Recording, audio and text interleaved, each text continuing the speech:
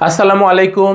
2025 সালের নবম শ্রেণী, দশম শ্রেণী, এসআরআ, এসএসসি 25 বেসের শিক্ষার্থীদেরকে আজকের এই ক্লাসটাতে স্বাগতম। তোমাদের যেটা জেনারেল ম্যাথ বা সাধারণ গণিত বা সংক্ষেপে অনেকে শুধু গণিত বলে, সেটার যে দ্বিতীয় অধ্যায়ের নাম কি? সেট ও ফাংশন। এই অধ্যায়টার ক্লাসটা আজকে আমরা শুরু করব। দেখো, অধ্যায়টাকে মূলত দুইটা অংশে বিভক্ত করতে পারো। প্রথমে আছে সেট সম্পর্কিত, এরপরে দ্বিতীয় অংশে আছে ফাংশন সম্পর্কিত। ফাংশনও মূলত দুইটা সেটের মধ্যে একটা সম্পর্কই। তাহলে অধ্যায়টা অনেক সহজেই হবে আশা করা যাচ্ছে। তো অধ্যায়টাকে ভালো করে আয়ত্তে তোমাদের নেওয়ার জন্য বেশ কয়েকটা লেকচারে বিভক্ত করা হয়েছে। এর মধ্যে আজকে হচ্ছে লেকচার 1 বা প্রথম ক্লাস।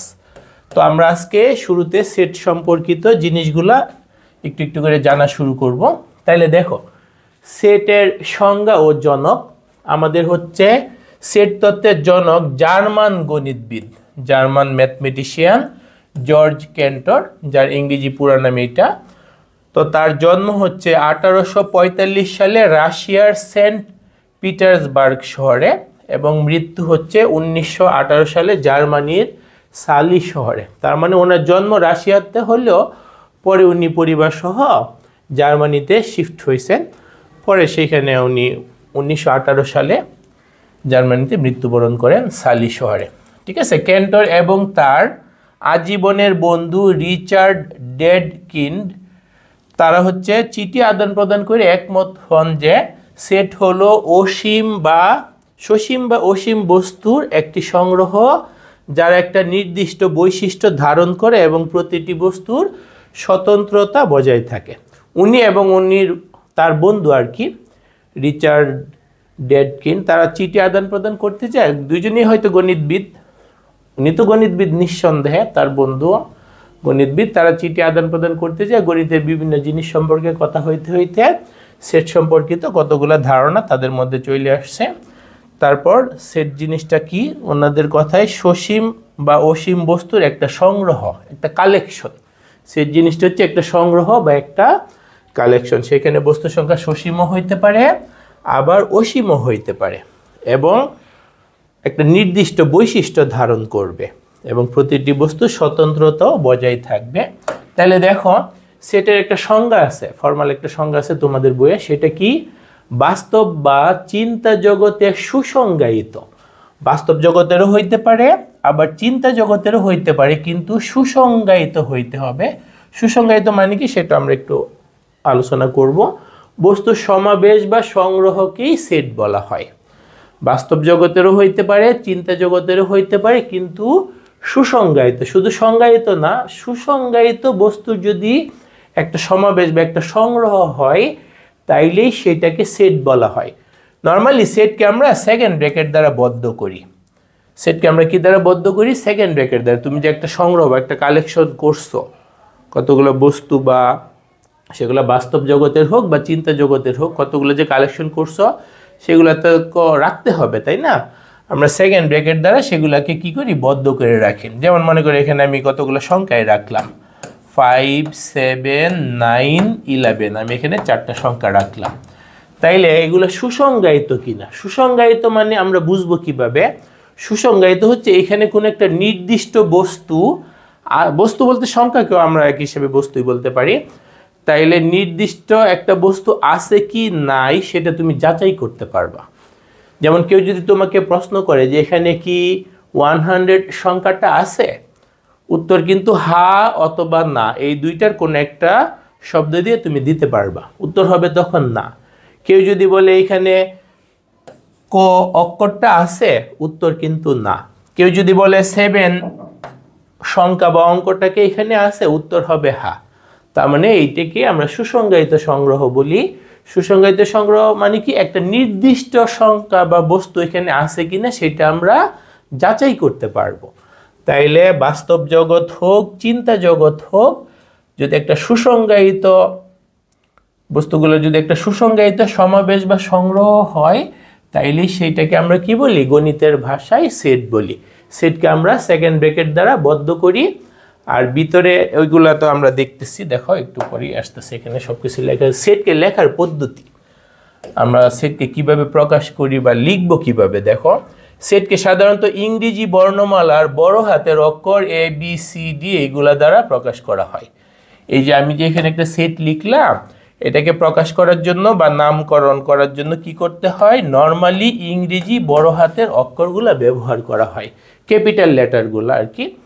তাইলে সেটের নামকরণ বা প্রকাশ করার জন্য কি করতে হয়, ইংরেজি বড় হাতের অক্ষরগুলা দ্বারা ওদের নামকরণ করতে হয়। আচ্ছা, এটা আমাদের একটা তথ্য মনে রাখতে হবে যে নামকরণ তুমি স্মল লেটার দ্বারা করলে হবে না, বড় হাতের অক্ষরগুলো দ্বারা করতে হবে।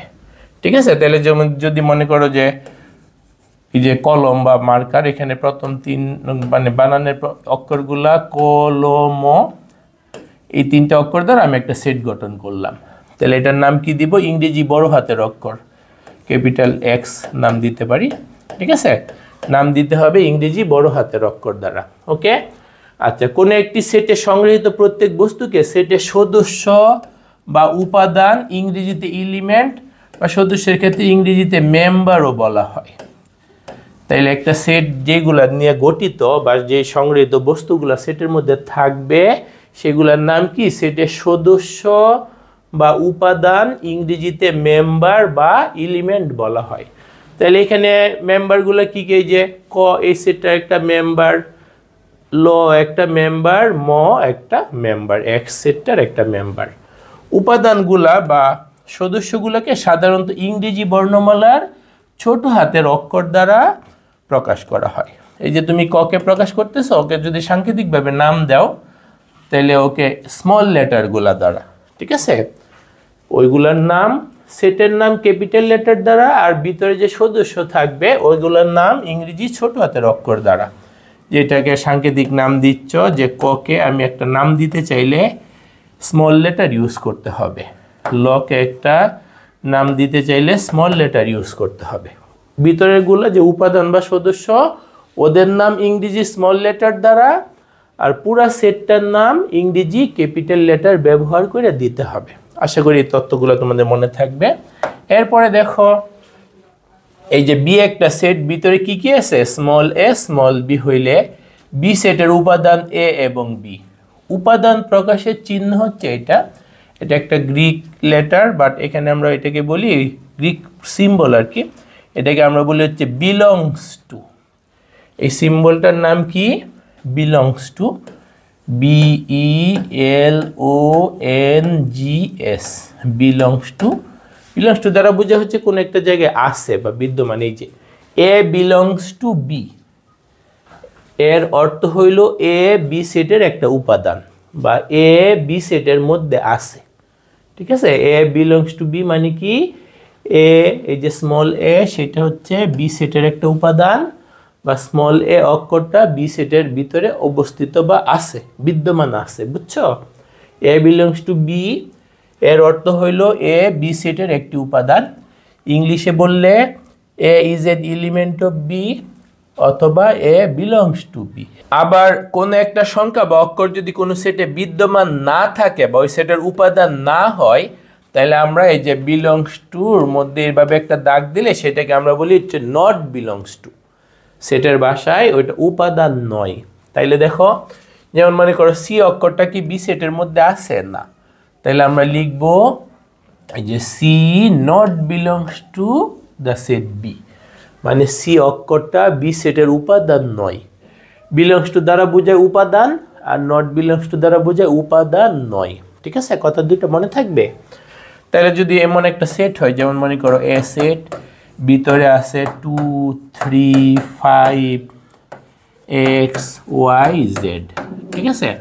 এখন তোমাকে যদি বলা হয় 4 এখানে এ সেট লিখলাম, তাহলে মাঝখানে কি চিহ্ন হবে, বিলংস টু নাকি নট বিলংস টু? 4 কি এ সেটের উপাদান বা সদস্য? না, এ সেটের ভিতরে 4কে দেখা যাচ্ছে না, সেই জন্য হবে 4 নট বিলংস টু এ।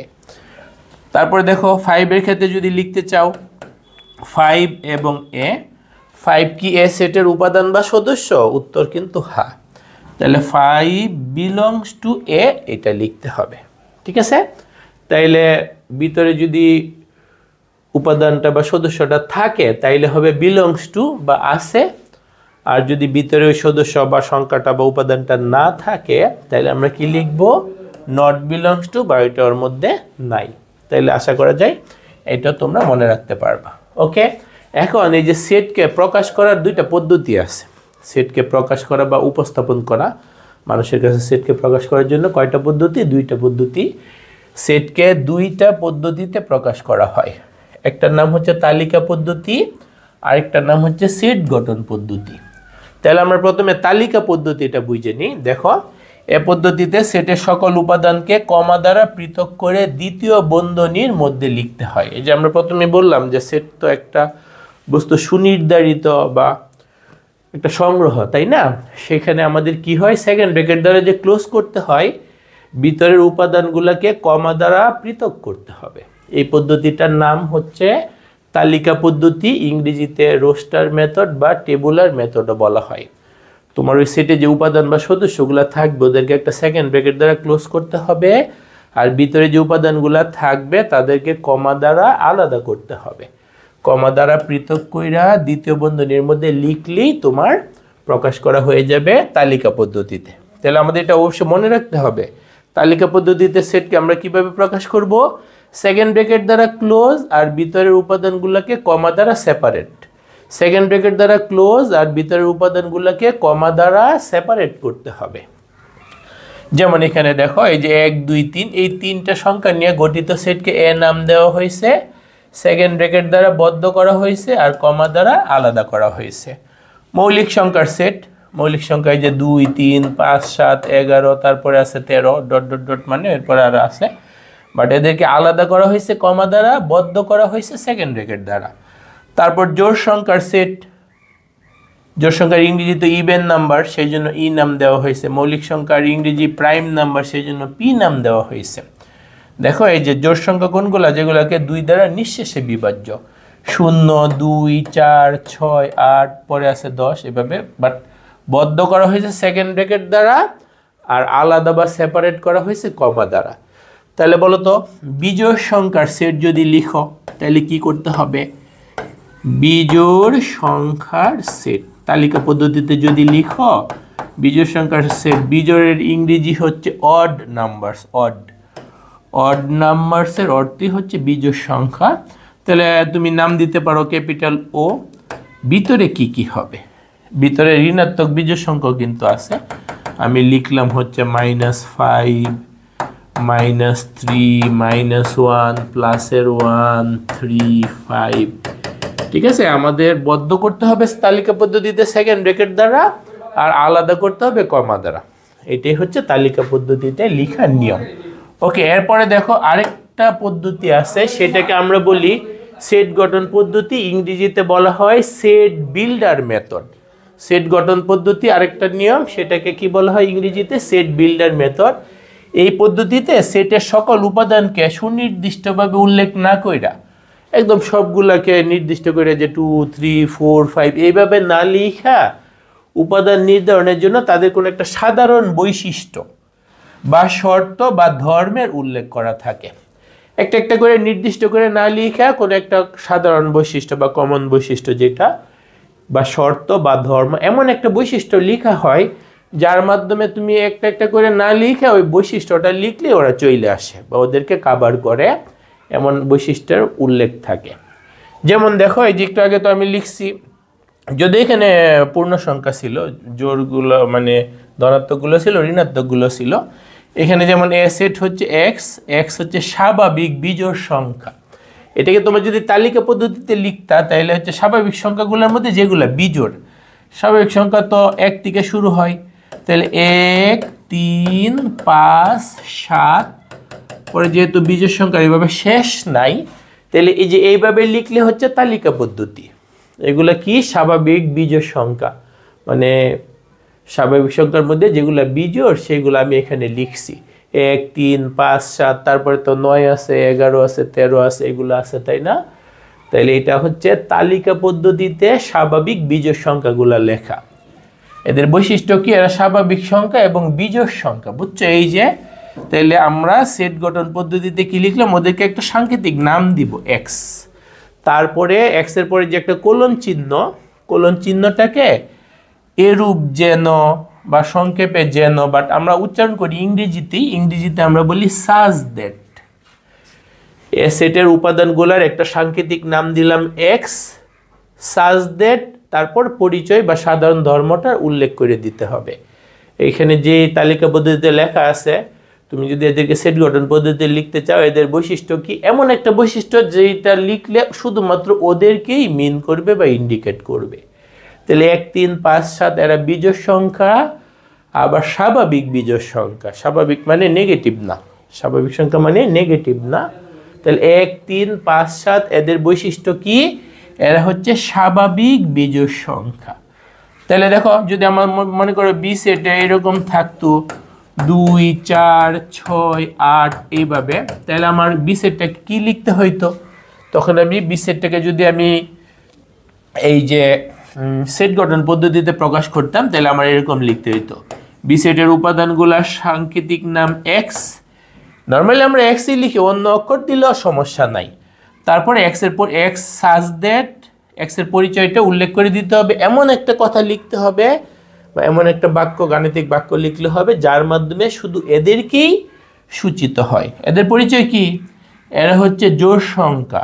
এখন জোড় সংখ্যা তো -2 -4 জোড় সংখ্যা, কিন্তু এরা হচ্ছে স্বাভাবিক জোড় সংখ্যা। এক্স হচ্ছে কি, স্বাভাবিক জোড় সংখ্যা। বুঝতে পারছো? তাইলে তোমার তালিকা পদ্ধতিতে হচ্ছে কমা কমা দিয়ে দিয়ে লিখতে হয়, আর সেকেন্ড ব্র্যাকেট দ্বারা বদ্ধ করতে হয়। আর সেট গঠন পদ্ধতিতে আমরা কি করব, সেট গঠন পদ্ধতিতে হচ্ছে ওদের একটা সাংকেতিক নাম দিব, তারপর সাজ দ্যাট লিখে ওদের পরিচয়টা উল্লেখ করে দিব। এমন একটা পরিচয় যার মাধ্যমে শুধুমাত্র ওরাই সূচিত হয়। ঠিক আছে, এইটাই হচ্ছে আমাদের সেট গঠন পদ্ধতিতে লেখার নিয়ম। সেকেন্ড ব্র্যাকেট দ্বারা এখানেও বদ্ধ করতে হবে, একটা সাংকেতিক নাম দিতে হবে, আর একটা কমন বৈশিষ্ট্য লিখে দিতে হবে। ঠিক আছে, সংক্ষেপে যেন বোঝা। আচ্ছা, যেহেতু এই পদ্ধতিতে সেটের উপাদান নির্ধারণের জন্য শর্ত বা নিয়ম দেওয়া থাকে বা রুল দেওয়া থাকে, এই জন্য এই পদ্ধতিটাকে রুল মেথড বলা হয়। তাইলে দেখো, সেট গঠন পদ্ধতির আরেকটা নাম কি, রুল মেথড। ঠিক আছে, যেমন এই যে 3 6 9 12 15, এটার সেট গঠন পদ্ধতিতে প্রকাশ কি, 3 6 9 12। এটা আমরা পরের পৃষ্ঠায় একটু বুঝে নিই। এ সেটে আছে 3 6 9 12 15। এ সেটে কি কি আছে, 3 6 9 12 15। এটা কিন্তু তালিকা পদ্ধতিতে, তাই না? সেকেন্ড ব্র্যাকেট দ্বারা বদ্ধ করা আছে, আর ফার্স্ট ব্র্যাকেট না, কমা দ্বারা উপাদানগুলোকে আলাদা করা আছে। আবার একটু মনে করে নিই, দেখো সেটের নাম দিলাম ইংরেজি ক্যাপিটাল লেটার দ্বারা, সেকেন্ড ব্র্যাকেট দ্বারা বদ্ধ, ভিতরেগুলোকে আমরা কি বলি, উপাদান বা সদস্য। যেগুলো উপাদান তাদেরকে বিলংস টু চিহ্ন ব্যবহার করা হয়, আর যারা উপাদান নয় তাদেরকে নট বিলংস টু চিহ্ন ব্যবহার করা হয়। উপাদান মানে ভিতরে আছে, উপাদান নয় মানে সেটের ভিতরে নাই। আচ্ছা, এখন এখানে যে এই যে এটা যে তালিকা পদ্ধতিতে আছে, এটাকে তুমি যদি সেট গঠন পদ্ধতিতে লিখতে চাও, তাহলে ওদেরকে সাধারণ একটা প্রতীক দিতে হবে এক্স। তারপর এক্স এর বৈশিষ্ট্য কি কি দেখো তো, এগুলো কিন্তু তুমি 3 এর নামতা পড়লে পাবা, তাই না? 3 6 9 12 15। তাইলে হচ্ছে এই যেগুলোকে নামতা পড়লে পাওয়া যায়, ওদেরকে আমরা গুণিতক বলি। কি বলি? গুণিতক বলি। বুঝতে পারছো?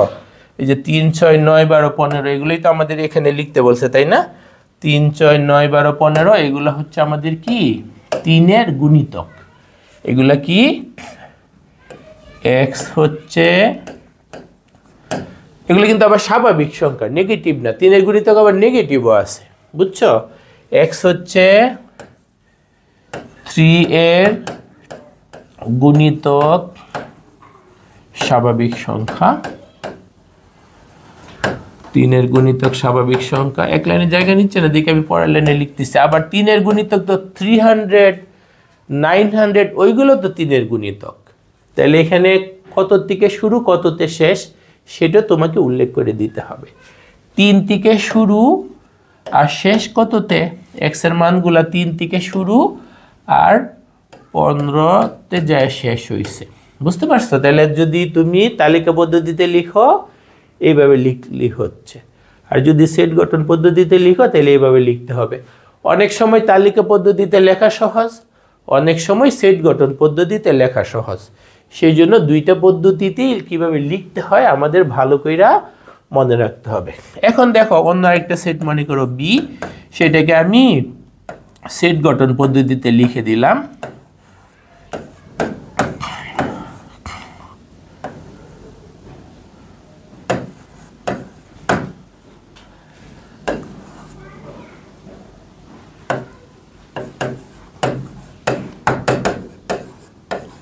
সেট গঠন পদ্ধতিতে লিখলাম, এটাকে তালিকা পদ্ধতিতে লেখা শিখবো। দেখো এখানে সাংকেতিক নাম ওয়াই দেওয়া হয়েছে। সাংকেতিক নাম যে সবসময় এক্স দিতে হবে এমন না, সাংকেতিক নাম অন্য যে কোনো অক্ষর স্মল লেটার ইউজ করে দেওয়া যায়। তাহলে বি সেটের উপাদান বা সদস্যগুলোর সাংকেতিক নাম কি? ওয়াই। পরিচয় কি? Y belongs to N. N মানে কি? স্বাভাবিক সংখ্যা।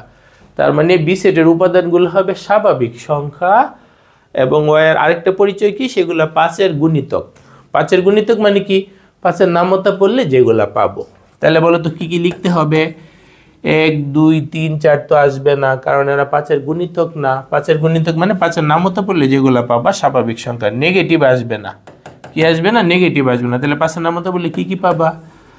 5 10 15 20। এটা কিন্তু একটা অসীম সেট হবে, উপাদান সংখ্যা একদম অনির্দিষ্ট। বুঝতে পারছো? তাইলে আমরা সেটকে প্রকাশের জন্য দুইটা পদ্ধতি সম্পর্কে মোটামুটি ধারণা নিয়ে নিলাম। তাইলে যে কনসেপ্টগুলো আমরা শিখলাম এই মাত্র, সেগুলো ব্যবহার করে আমরা অনুশীলনী, প্রথম যে অনুশীলনী অধ্যায়টা 2.1, সেখান থেকে দেখো একটা অঙ্ক সলভ করব। আমাদের একদম 1-এর ক নাম্বার অঙ্কটা আমাদেরকে একটা সেট দিয়ে দিচ্ছে, তারপর বলছে কি নিচের সেটটাকে তালিকা পদ্ধতিতে প্রকাশ করো।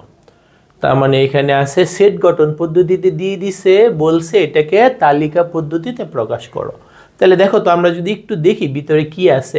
x বিলংস টু n, এই প্রতীকটা আমাদের একটু চিনতে হবে। এটা হচ্ছে স্বাভাবিক সংখ্যার সেট। n দ্বারা কি বোঝায়? স্বাভাবিক সংখ্যার সেট। তারপরে x এর আরেকটা পরিচয় কি? x তো স্বাভাবিক সংখ্যা, প্রথম পরিচয়। দ্বিতীয় পরিচয় কি? x কে বর্গ করলে সেটা 9-এর থেকে বড় হবে, গ্রেটার দেন। আর x কে কিউব করলে 130 থেকে ছোট হবে। তার মানে তোমার এই যে এই সেটটার উপাদানগুলো হবে স্বাভাবিক সংখ্যা যাদের বর্গ 9 থেকে বড় এবং ঘন বা কিউব 130 থেকে ছোট। এই সেটটার উপাদানগুলা স্বাভাবিক সংখ্যা। কেমন স্বাভাবিক সংখ্যা? যাদের বর্গ 9 থেকে বড় এবং ঘন 130 থেকে ছোট। তাহলে ইচ্ছে করলে তুমি এটা কথাতেও লিখে রাখতে পারো, কথাতেও লিখে রাখতে পারো। তাহলে আমাদের ক নাম্বার সলিউশনটা কি? সেটটির উপাদানগুলো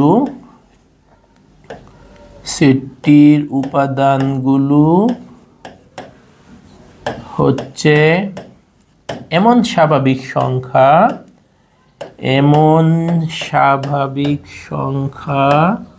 এই যে n থাকার কারণে এরা স্বাভাবিক সংখ্যা হয়ে গেল। এমন স্বাভাবিক সংখ্যা যাদের বর্গ 9 থেকে বড়, কিউবের বাংলা কি? ঘন, এবং ঘন 130 থেকে ছোট। ঠিক আছে? এই যে n চিনতে হবে, n দ্বারা বোঝায় স্বাভাবিক সংখ্যা। আর এমন x যাদের বর্গ 9 থেকে বড় এবং ঘন 130 থেকে ছোট।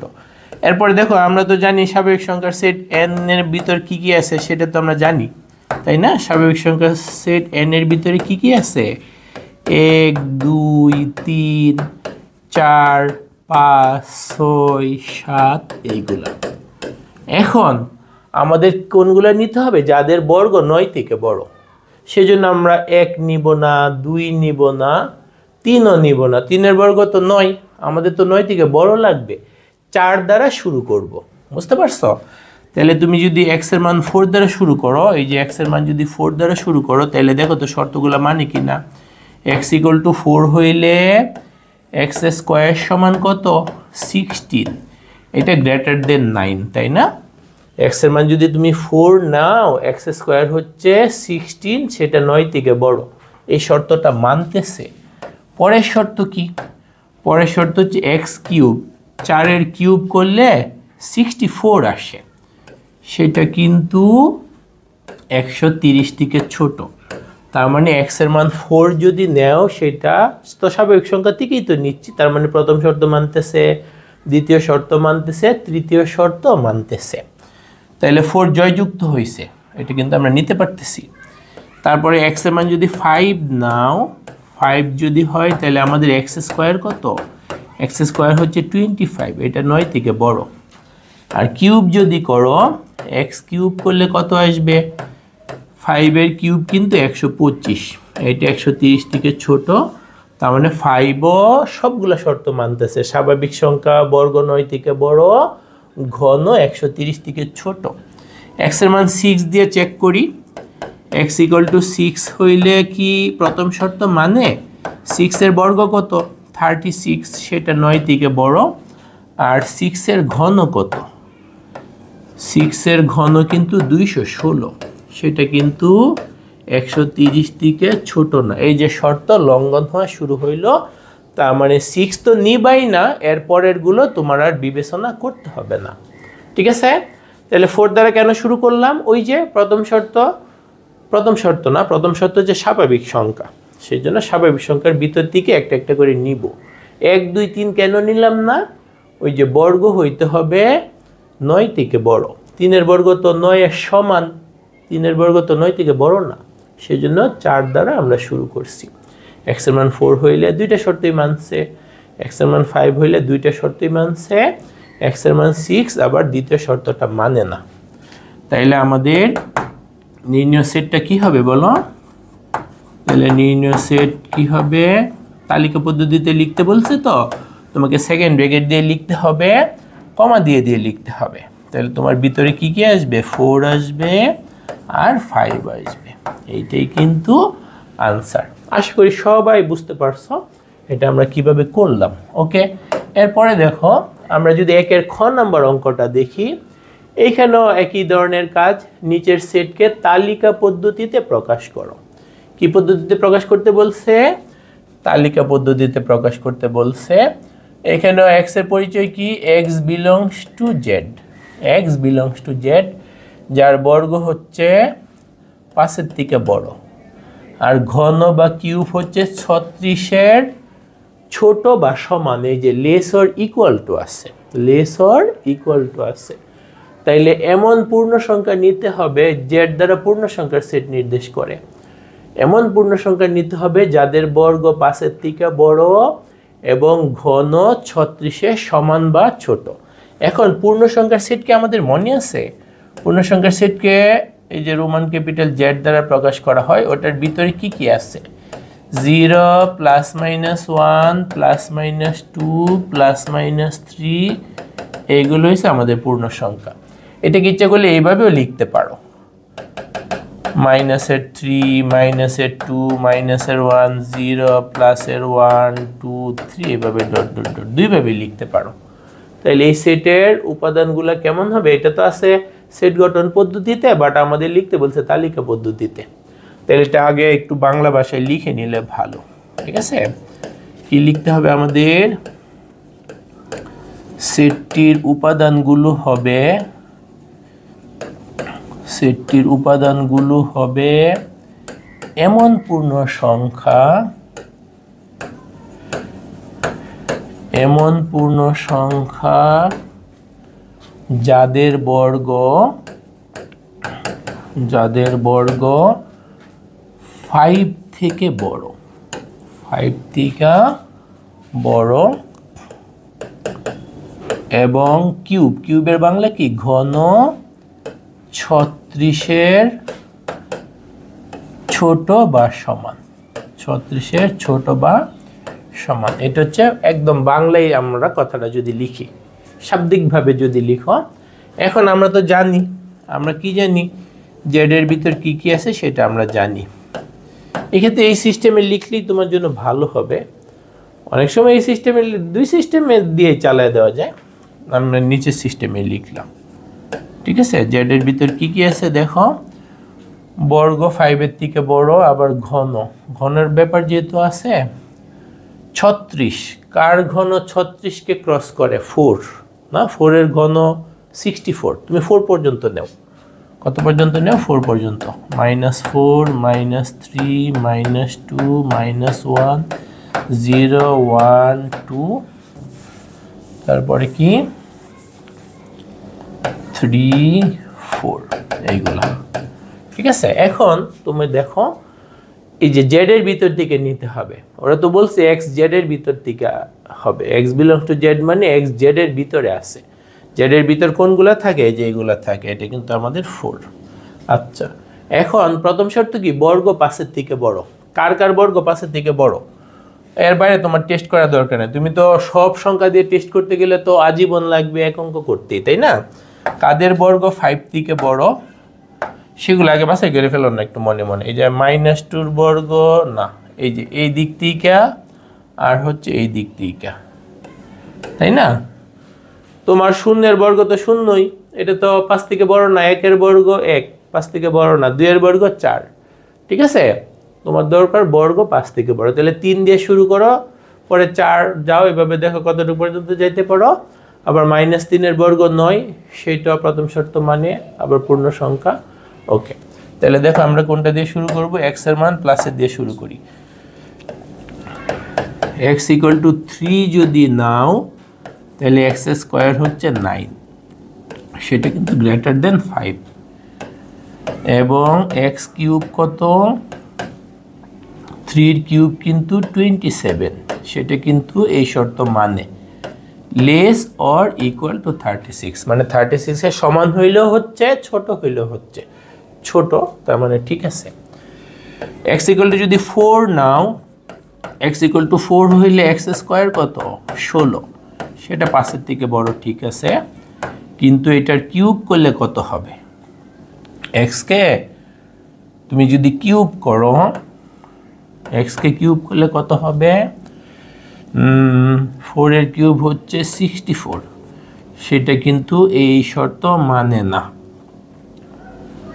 লেস অর ইকুয়াল টু এটা হচ্ছে না নট এভাবে কেটে দিলে এটা হচ্ছে নট ঠিক আছে ওকে তারপরে দেখো x = তাইলে প্লাসের আর যাওয়ার দরকার নাই প্লাসের আর যাওয়ার দরকার নাই কারণ 4 এই শর্ত মানতেছে না ওকে এখন নেগেটিভগুলো দিয়ে দেখো x = -3 হইলে কি হবে -3 এর বর্গ তো প্লাসের 9ই তার মানে প্রথম শর্ত মানতেছে আবার যদি কিউব করো -3 কিউব হচ্ছে -27 এইটা ওই যে 36 এর ছোট ঠিক আছে এটাই শর্ত মানতেছে এই শর্ত মানতেছে ওকে এরপরে দেখো x = যদি তুমি -4 নাও x = যদি -4 নাও তাহলে কি হবে সেটার বর্গ কত -4 এর বর্গ কিন্তু আমাদের 16 তাইলে এটা 5 থেকে বড় শর্ত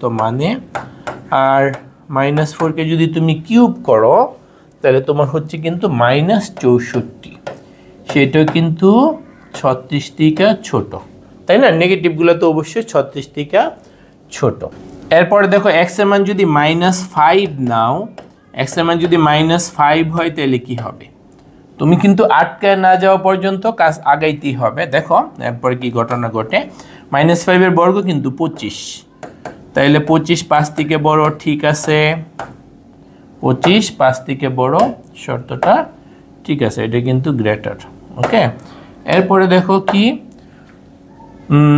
x এর কিউব যদি করো তোমার আসবে কিন্তু -125 সেটা কিন্তু 36 থেকে ছোট তার মানে তুমি যদি এরপরে বুঝতেই পারতেছো -6 নিলে বর্গ তো অবশ্যই 5 থেকে বড় আর যেহেতু মাইনাসের কিউব করলে মাইনাসই হয় সবগুলো অবশ্যই 36 থেকে ছোট হবে তার মানে এইদিকে তোমার যাইতেই থাকা যাবে মানে -5 -6 -7 সবগুলোর জন্যই শর্ত মানে তাহলে তোমার কিন্তু পায়ে গেছো অলরেডি তুমি অলরেডি পায়ে গেছো তাহলে নির্ণয় সেটটাকে তুমি যদি তালিকা পদ্ধতিতে লিখো তাহলে তোমাকে কি লিখতে হবে তুমি প্লাসের কি পাইছো প্লাসের শুধু 3 পাইছো প্লাসের 4 কিন্তু শর্ত মানে না প্লাসের 4 শর্ত মানে না প্লাসের 4 শর্ত মানে না ঠিক আছে আর মাইনাসের কি পাইছো মাইনাসের পাইছো -3 -4 -5 -6 এরা সবগুলা এইভাবে লেখা যায় অনেক সময় আবার ছোটগুলাকে আগে লিখলে ভালো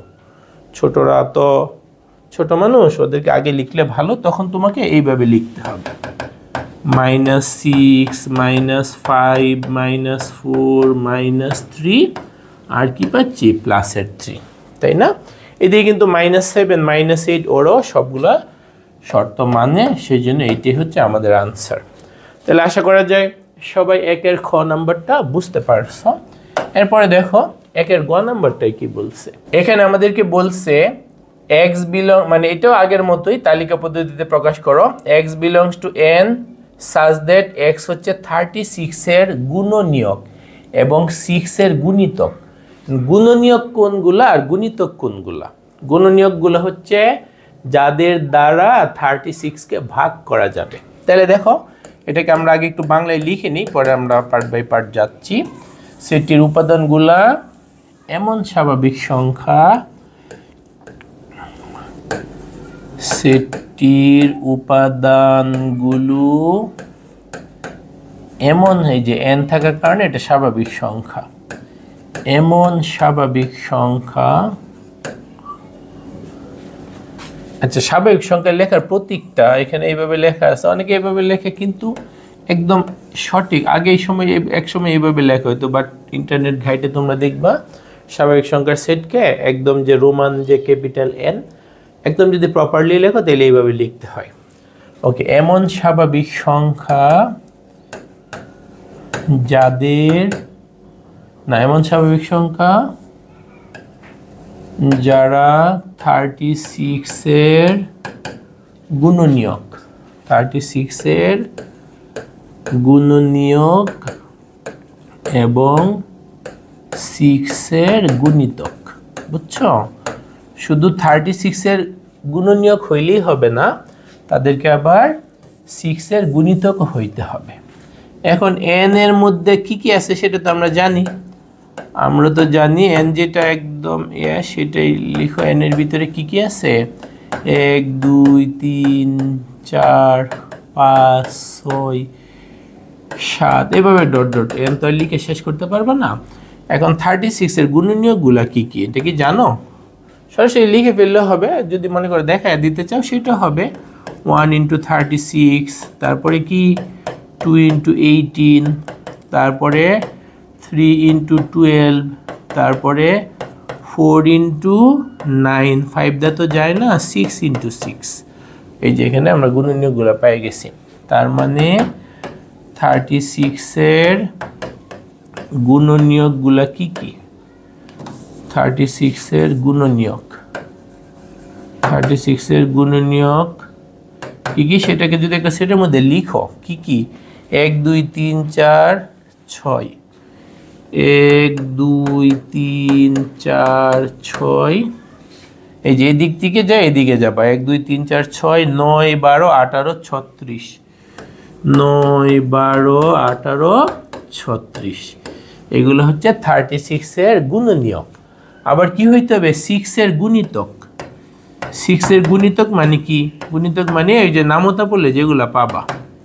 6 এর গুণিতকগুলা কি কি? 6 এর নামতা পড়লে 6 একে 6, 6 দুগুণে 12, 3 6 18, 4 6 24, 5 6 30, 6 6 36, 6 7 42, এইগুলা 6 এর গুণিতক কিন্তু অসংখ্য।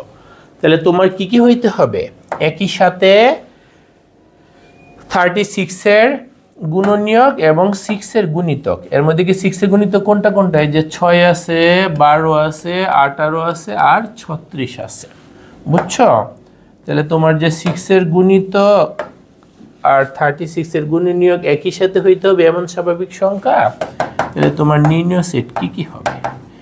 নির্ণয় সেটে কি কি থাকবে? নির্ণয় সেটে থাকবে কিন্তু 6 12 18 36, ওরা একই সাথে স্বাভাবিক সংখ্যা, আবার ওরা 36 এর গুণনীয়ক এবং 6 এর গুণিতক। বুঝতে পারছো? শুধু স্বাভাবিক সংখ্যা হইলে হবে না, 36 এর গুণনীয়ক হইতে হবে এবং 6 এর গুণিতকও হইতে হবে। ওকে, এরপরে দেখো আরেকটা অঙ্ক 1 এর ঘ, নিচের সেটকে তালিকা পদ্ধতিতে প্রকাশ করো। আমাদেরকে একটা সেট দিয়ে দিছে সেট গঠন পদ্ধতিতে। এটার ভিতরে কি বলছে? x belongs to n, তার মানে x হচ্ছে স্বাভাবিক সংখ্যা, শুধু স্বাভাবিক সংখ্যা হইলেই হবে না, আরও পরিচয় দিয়ে দিচ্ছে। যাদের ঘন কিউব করলে 25 থেকে বড়, আর পাওয়ার 4 করলে 264 থেকে ছোট। বুঝছো? তাহলে স্বাভাবিক সংখ্যা হবে, তাই না? আচ্ছা, তাহলে যদি বাংলাতে লিখে রাখো একদম, মানে সবচেয়ে সুন্দর করে লিখতে চাইলে কিছু লেখার থেকে কম টম হইলেও হয়তো পরীক্ষায় নাম্বার পেয়ে যাবা। বাট যদি মনে করো যে একদম 100% নিখুঁতভাবে একজন টিচার দেখলেই যেন ওফ কত সুন্দর করে লিখছে, এরকম একটা কথা বলে, সেভাবে আমি লিখে দিচ্ছি। তাইলে হবে সেটটির উপাদানগুলো এমন স্বাভাবিক সংখ্যা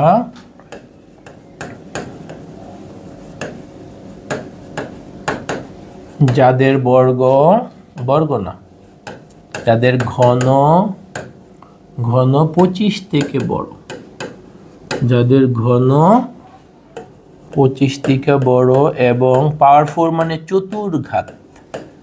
পাওয়ার 4 মানে কি বাংলায় বলে চতুর্ঘাত 264 থেকে ছোট। ঠিক আছে, ছোট ছোট লিখে বাংলা ল্যাঙ্গুয়েজের বাংলা বানানোর জন্য ম্যাথে কোনো প্রবলেম নাই। এখন আমরা তো জানি এন এর ভিতর কি কি আছে, কারা জানে? আমরা জানি। কি জানি? এন এর ভিতর কি কি আছে।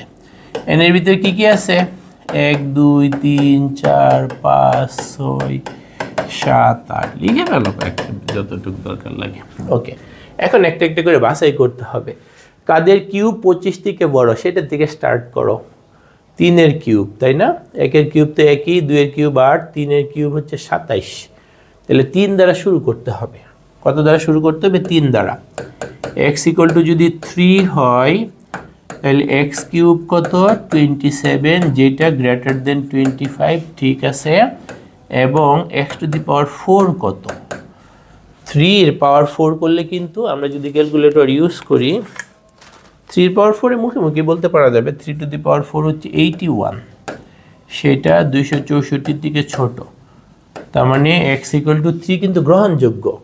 প্রথম শর্ত মানে স্বাভাবিক সংখ্যার শর্ত তো মানতেছি, এই শর্ত মানে ওইটাও মানে। ওকে, x = যদি 4 নাও, x = 4 হইলে x কিউব হচ্ছে 4 এর কিউব 64, 64 গ্রেটার দেন 25 মানে, আর x⁴ 4 এর পাওয়ার 4 মানে 16 × 16 আর কি, 16 × 16 তাতে তোমার আসে 256, 256 লেস দেন 264। ঠিক আছে, সত্য। x = যদি 5 হয় তাহলে x কিউব কত? 5 এর কিউব কিন্তু 125, সেটা 25 থেকে বড়, প্রথম শর্ত মানতেছে। তারপর 5 এর পাওয়ার 4, x⁴ মানে x এর মান যেহেতু 5, 5⁴ করলে কিন্তু 625, 625 যেটা কি না 264 থেকে ছোট না, 264 থেকে কি না ছোট না। তাহলে তোমার নির্ণয় সেটে মানে তালিকা পদ্ধতিতে যে লিখবা তার ভিতরে কি কি আসবে? ভিতরে শুধু আসবে 3 এবং 4। ভিতরে কত কত আসবে? 3 এবং 4। তাইলে আশা করি সবাই এটা বুঝতে পারছো। এরপরে দেখো 2 নম্বর অঙ্কে কি বলছে। তো 2 এর প্রথমে আমরা ক নাম্বার দেখি। 2 এর কত একটা সেট দিয়ে দিছে, তারপর আমাদেরকে বলছে নিচের সেটকে সেট গঠন পদ্ধতিতে প্রকাশ করতে বলছে। আগে তো আমরা সেট গঠন পদ্ধতিতে দেওয়া ছিল, তালিকা পদ্ধতিতে প্রকাশ করছি। এখন উল্টা কাজ। উল্টা কাজ কি? তালিকা পদ্ধতিতে দেওয়া আছে, সেট গঠন পদ্ধতিতে প্রকাশ করতে হবে। এখানে যেহেতু সংখ্যা আছে, আমাদের কিন্তু বিভিন্ন ধরনের সংখ্যা, বিশেষ করে স্বাভাবিক সংখ্যা, পূর্ণ সংখ্যা, এই দুইটা এখানে আমাদের লাগতেছে। সেই দুইটা সম্পর্কে কিন্তু আমাদের একটা ক্লিয়ার আইডিয়া থাকতে হবে। কোন একটা ভিডিওতে সংখ্যাগুলো সম্পর্কে তোমাদের আমি ধারণা দিয়ে দিব না। আমাদের স্বাভাবিক সংখ্যার ভিতরে কি আছে? এই যে 1 2 3 4 এইগুলা। আর পূর্ণ সংখ্যার সেট যেটাকে আমরা জেড দ্বারা লিখি, সেটার ভিতরে কি আছে? 0 +-1 +-2। পূর্ণ সংখ্যার আরেকটা নাম হচ্ছে আস্ত সংখ্যা আর কি, এইগুলা। ঠিক আছে, তাহলে এখানে দেখো যেহেতু নেগেটিভ নাই, আমাদের স্বাভাবিক সংখ্যায় বিবেচনা করতে হবে। তারপর কেমন স্বাভাবিক সংখ্যা, আরও যদি ভালো করে তাকাও দেখতে পারবে এগুলো বিজোড় স্বাভাবিক সংখ্যা। প্রথম কথা এগুলো স্বাভাবিক সংখ্যা, তারপর এগুলো বিজোড়, তাই না? এই যে 3 দ্বারা শুরু, 3 5 7 9 11।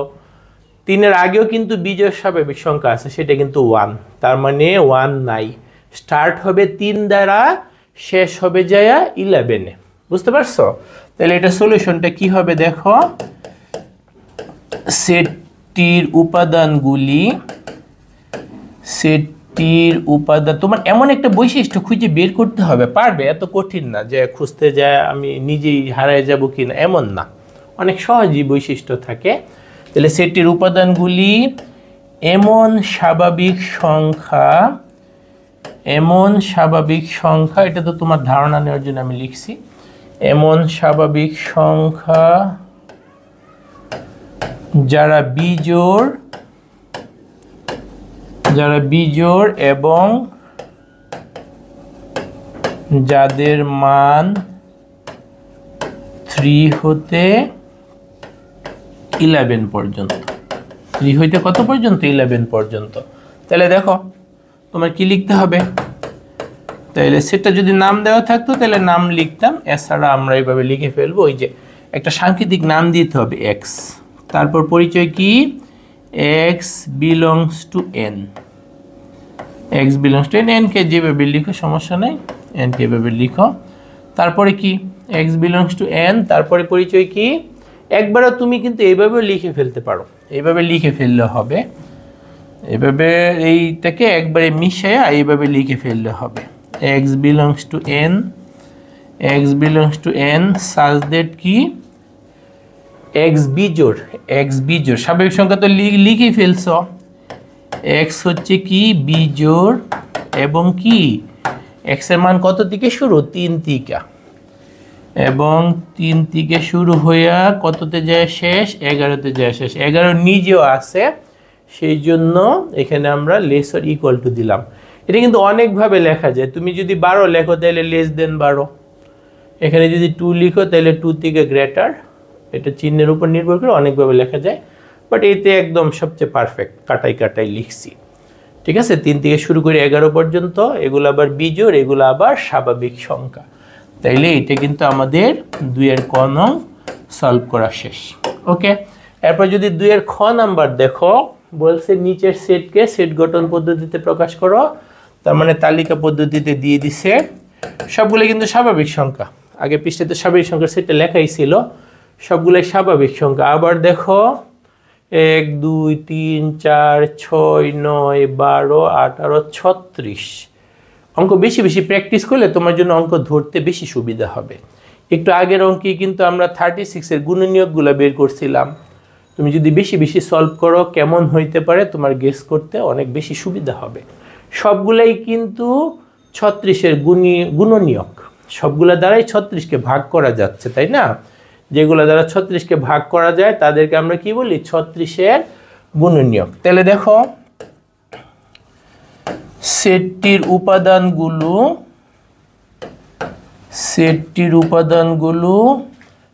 এমন স্বাভাবিক সংখ্যা